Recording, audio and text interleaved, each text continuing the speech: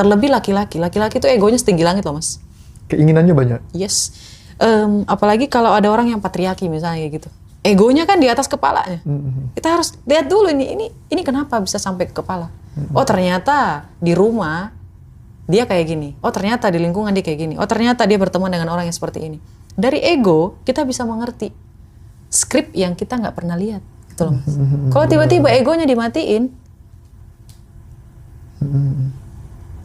kalau menurut saya dia nggak akan bisa jadi spiritualis sih kalau egonya dimatiin terlebih dahulu. Nanti dulu. Ketika egonya sudah bisa dipermainkan, tinggal mati hidup kayak gitu lebih gampang, lebih enak. Oke Kak, lanjut Kak. Banyak nih spiritual ya kan. Iya. Bilang ego itu harus dimatikan. Hah? Ego. Hah? Ego. Why? Nggak tahu. Tapi di kehidupan nyata ego sering justru yang bikin kita bertahan hidup. Ego apa dulu nih? Soalnya saya termasuk orang yang ambisius. Ego saya main. Sama, saya juga nggak sepakat kalau ego itu dimatikan kan. Kalau menurut saya mungkin posisinya yang dimundurkan, bukan dimatiin. Bukan dimatikan. Karena kalau ego kita dimatikan, ya kita nggak bisa ngapa-ngapain kan. Ya hidup ini bakalan flat nggak sih mas? Flat, nggak ada semangat, nggak ada apa. Gitu. Gitu. Mungkin itu ilmu dia kayak gitu. Kalau ilmu dari saya, egonya dimundurin ke belakang. Tapi nyatanya para spiritualis itu menyatakan seperti itu. Oh, itu mereka. Kan saya juga spiritualis. Berarti kita nggak sepakat ya? Alhamdulillah enggak. Karena menurut saya, ego itu memang harus ditakar. Nggak dimatiin. Karena tanpa ego, ambisi nggak akan main. Benar. Ambisiusnya nggak akan bisa. Tanpa ambisius nggak akan bisa kita berjuang sebegitunya. Nggak akan bisa naik turun, jungkir balik kayak gitu. Oke. Berarti poinnya kita harus memainkan frekuensi ego itu sendiri. Yes. Nggak harus dimatikan. Gitu yes, betul mas. Oke. Misalnya nih mas ya, misal. Kayak saya pengen jadi A. Ketika saya pengen jadi A ini, saya harus memundurkan ego saya karena saya bertemu dengan orang-orang yang jauh lebih hebat daripada saya. Ya mas ya. Kalau kata mentor saya itu, egonya memang harus di nomor terakhir. Sebelum kita jadi seseorang yang ada di atas. Dan ini akan sangat-sangat luar biasa Roma, kalau kita mematikan ego. Ego manusia termasuk dalam jati diri manusia.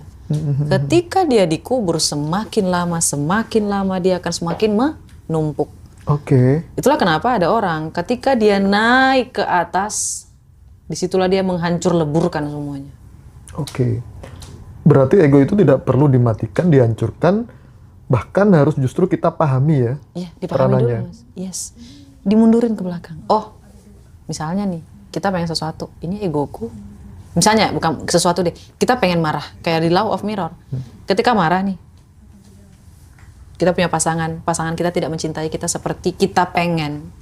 Ini yang berbicara apa? Egoku. Ego, benar. Atau keinginanku, atau memang aku butuh.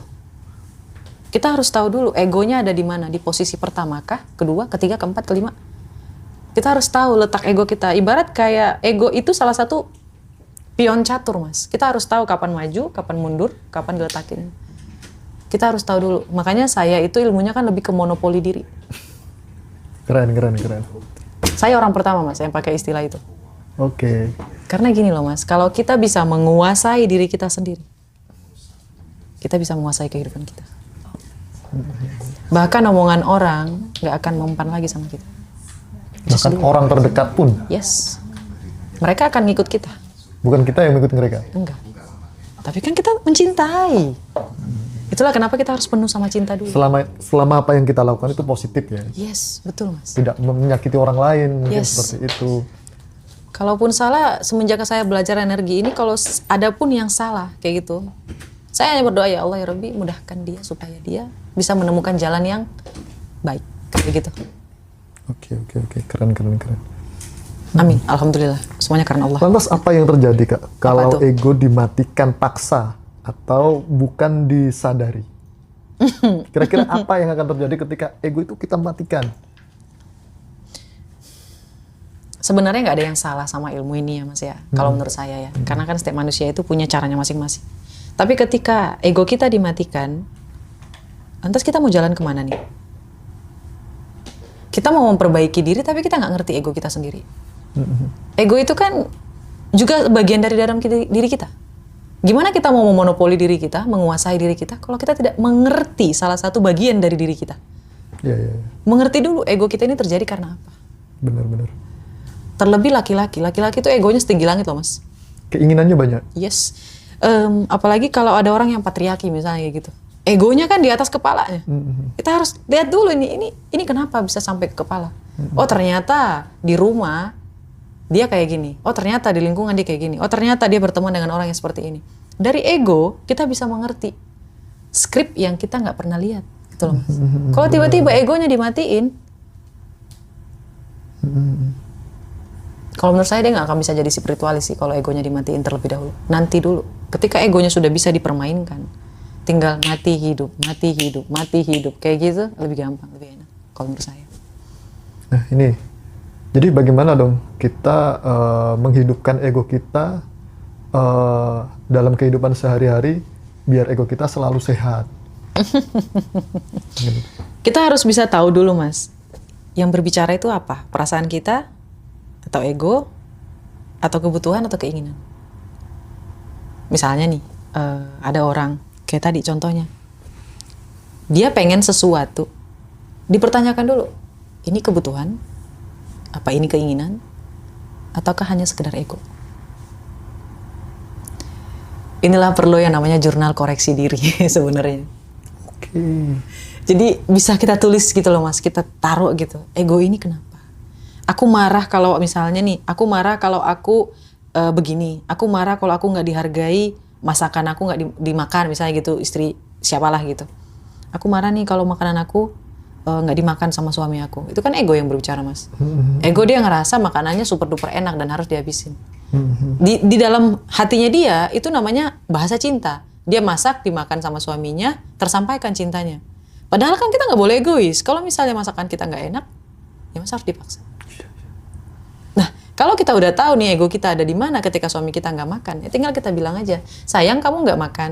Oh enggak, kurang di mana? Kurang sayang, terlalu asin. Oh oke, ya udah besok aku bikin nggak asin ya. Selesai. Dan ini ada cerita ini, teman saya kan memang dia kan kreator ya. Oh iya. Jadi dia suka publish sesuatu yang dia kerjakan atau aktivitas yang dia lakukan ke dalam story, entah itu WA atau laki-laki perempuan Mas? Cowok. Dan istrinya itu selalu nggak boleh, sering marah ketika suaminya seperti itu. Itu gimana kejadian? Karena sering curhat sama saya. Saya juga bingung kan. Saya kan bukan istri. I see. Saya juga sama kayak kamu cowok itu. Oh I see. Jadi kalau misalnya Mas nanya kayak gini ada ilmunya sebenarnya sih. Kalau ditanya, Kak Roma setuju nggak ketika ngupload kayak gitu? Enggak, aku nggak setuju. Why? Karena ada yang namanya yin dan yang. Laki-laki tuh harus bergerak secara bayangan. Perempuan bergerak di depan. Apa maksudnya Mas? Jadi gini, Mas perhatikan deh. Orang yang terlalu sering muncul di kamera, laki-laki, lama-kelamaan dia bakalan jadi banci. Kita kan muncul ke kamera terus setiap hari. Enggak, bukan. Masnya kan nyamping. Oke. Masnya nyamping. Perhatikan.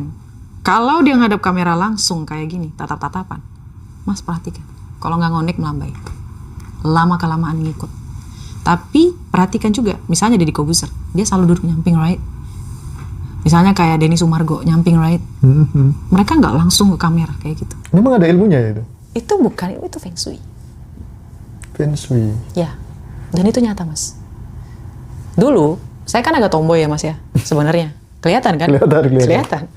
Tapi karena saya sudah menerima diri saya sendiri, saya udah ngerasa kayak, oh aku harus cantik.